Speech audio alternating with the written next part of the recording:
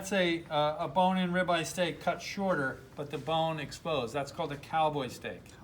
All right, so it's different than the tomahawk chop. You got that? And if we bone it all out, the whole thing boneless, that's called the Delmonico steak.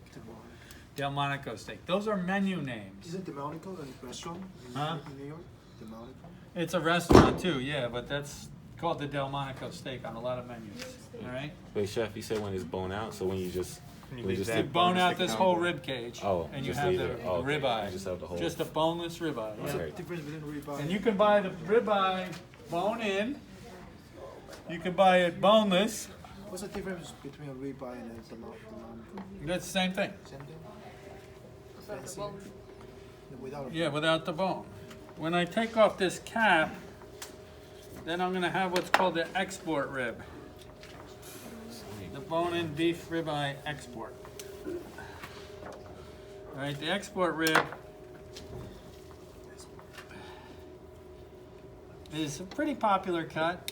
Places are buying the bone-in ribeye to use for bone-in ribeye steak, rib roast, also known as prime rib.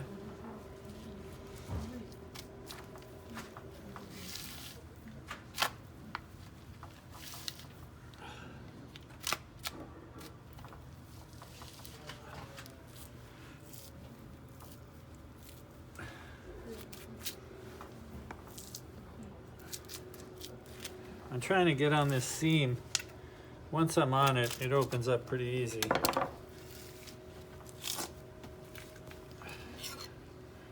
on. There's the seam. And the ribeye,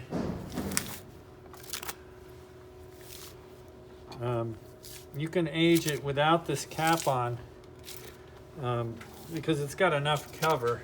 As you see here, they aged it without the cap.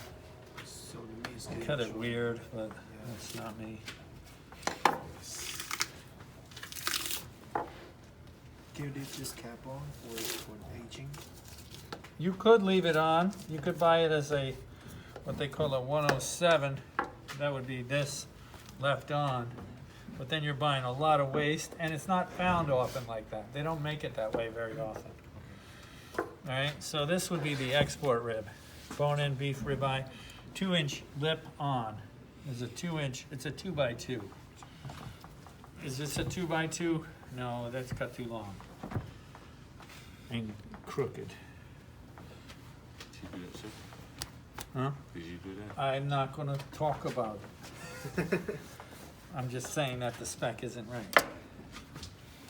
All right, so that's how it should look. You know, 2-inch. But that's a beef export rib, all right, as we talk about up here. See the picture? That's a commercial picture. That's not my picture. So that's that. Now, the only difference is I left the feather bones on because I wanted protected when we dry age it. And then, so you can buy it bone-in, you can buy it boneless as a lip-on. And then they do sell the ribeye roll, which would be just the eye muscle. That's very expensive. All right? So after you dry aging, you're gonna cut this part of the belly. Yeah, we'll talk about that in a minute. Now, click. That's the tomahawk chop, and then click again. That's it cooked. You see how big it is? A lot of places are serving that for 4 or 2. You know what I mean? It's look how big this steak is. 1, 2, 3. You only get 7 steaks out of the whole thing. All right, hit it. So NAMP numbers. These are the numbers in the Meat Buyer's Guide. You can see them here. 109, 109D. You know, each number represents what? A different cut with the purveyor, right? Each cut represents, each number represents a different cut. So those are the numbers that I need you to know. All right, I'll use those in a quiz, not in a quiz, in the test at the end. I may ask specifically, you know, what cut is the 180? Or I may ask, you know, a 180 is typically purchased for the use of what? All right, so you'd have to know what it's for. Okay, hit it again. All right, now we're talking about aging. So there's two types of aging. Wet aging and dry aging, right? Click it one more time. So beef reaches maximum tenderness at 21 to 28 days. This is older than that. Why would I go longer? More flavor. Yeah, exactly. So aging is two things. One, it's tenderizing. If you're aging in the bag, 21, 28 days, that's all you need to go. It doesn't get more tender if you go longer. If anything, you're going to reduce the quality because the meat could start to smell. All right? With dry aging, you're seeing them go 45 days, 90 days, all different types of things. All right?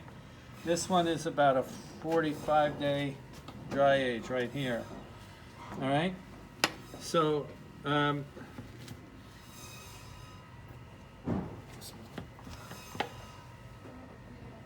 Like blue cheese. it smells a little bit like cheese. You really like blue cheese. You really Right? like blue cheese. When you age a cheese develops a rind on the outside. Yeah. The rind is hard. It's no longer soft. So this is dehydrated some, and the flavor has been enhanced through the aging. In other words, fermentation is taking place. There's a certain amount of fermentation which changes the structure, but it also changes the flavor dramatically, and you get a lot more umami flavor. Yes. You know what I mean? A lot more richness to an aged piece. Hit it again. So this is what's happening. The first 48 hours are crucial, but when we get into the breakdown of it, 21 days, 28 days, right? Then hit it one more time. There's the two types. You have dry age, wet age, all right? And it says 2 to 4 weeks. That's from when you received it. So all in all, it could be, 3 weeks, 4 weeks, 5 weeks, all right? Click one more time. All right, so these are the things when we're dry aging that I have to pay attention to. One, I need good airflow. I age in the back cooler over here. There's a big fan in there, and there's not that much stuff in there, so there's pretty good air circulation in there. Two, I'm looking at the temperature. That cooler back there is actually a little bit too cold. You'd want it a little bit warmer, say 38 degrees. All right? 38 degrees Fahrenheit is about ideal. Which means you're closer to the danger zone. And then humidity is also important. In the summertime, that cooler is too humid. It gets, the mold that starts to grow on the meat gets slimy. And you don't want that. You want it to be dry like this and to be a little bit like hairy. See, there's a little bit of slime on there, but that's all right. It should be solid and dry, all right? And actually you'd want like a white mold or a hairy mold to form. Like, see how it's starting to get hairy a little bit? That's good. All right? Now you don't eat that. You cut all that off, right? You cut all that off. And then the last factor is the time and how long. That's up to you, Chef, can you like render dry aged beef fat? You could. I've had a student that tried to utilize it for a couple of things. You could render it. You do run some risks of it giving an off flavor. You know what I mean? Like you think, oh, I'm going to cook my French fries in rendered beef fat, but it could be an off taste. I can imagine. Mostly with blue cheese. Yeah. Yeah, and it might put some people off. Dude, that's freaking crazy. I've That's had weird. people say, all right, can I dry age other cuts? These are high value cuts. If you look at that shelf up there, that's all high value. Strip loins and ribeyes. Can we try some half cuts? You could dry age other cuts as well. What they're doing today is they're dry aging the plate and the brisket. They're dry aging the chuck, and then they're grinding it into a dry aged burger. Oh, And it's a lot of money. sounds good. So you're Sounds seeing really it. cool. There's a couple of distributors in New York City that are doing dry aged burger. Not Shake Shack, right? It's really quite good. You're talking $20 burgers, you know what I mean? Like high-end, high quality. But it is possible. So you understand it? The factors, right? You want about 80% humidity. The places that are very serious about doing it will have a, a temperature control walk-in, that they have airflow, all of that stuff that they've designed. But it's not all that complicated. It's relatively simple. I mean, we do it here in the walk-in, just throw it in. Our temperature controlled environment. It's called a walk-in. Some people put a salt in the bottom of the Yeah, or David Burke's Prime House, they have a rock salt wall. So they're controlling humidity with the salt. You can use machinery though to control humidity. A dehumidifier to pull the moisture out works good in the hot summertime when the cooler gets, too moist. Oh, there's one other thing on here. Right in here, there's this connective tissue. This is called the elastin. Oh.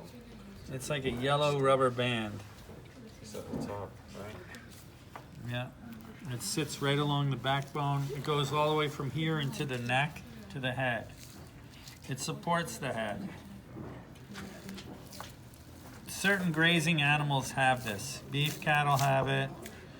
Any bison would have it. Deer have it. Goats, sheep, they all have it. Pigs don't have it because they don't look up. They're too busy looking down, digging.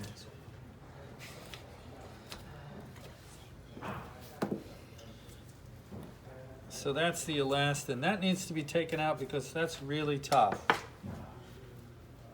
It does not break down, even in moist cooking. No? No? What would you do with it? Beat Slap somebody with it? somebody with it. Yes, it's called a paddywhack in England. Paddywhack. Oh, word. Knick-knack, paddywhack. Paddywhack. Give it a go bone. You ever hear that song? Yeah. It's a butcher's song. A knick-knack would be like a butcher, a crappy butcher. A knick-knack. You have to clean the gloves. Like somebody that cleans the bones for a living.